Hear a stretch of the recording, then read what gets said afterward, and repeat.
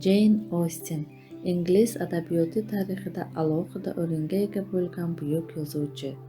U 1775-yil 16-dekabr kuni Angliyaning Hempshir viloyatida tug'ilgan.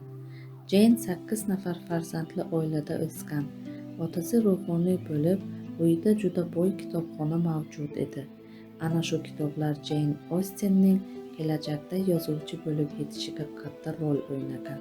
Jane rasmiy maktabda uzoq o'qimagan. U asosan uyda mustaqil ravishda bilim olgan. Yoshligidan u odamlarni kuzatishni, ularning gap-so'zlari va xulq-atvorini o'rganishni yaxshi ko'rgan. Keyinchalik bu kuzatuvlar uning asarlarida juda aniq va hayotiy tarzda aks etgan. Jane Austen ilk asarlarini 15 yoshidan yoza boshlagan. Uning asarlarida muhabbat, nikoh, oilaviy munosabatlar, jamiyatdagi tengsizlik, inson xarakteri kabi mavzular asosiy o'rinni egallaydi.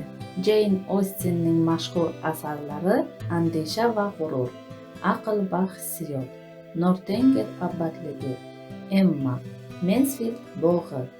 Uning asarlari asosida ko'plab film va seriallar suratga olingan.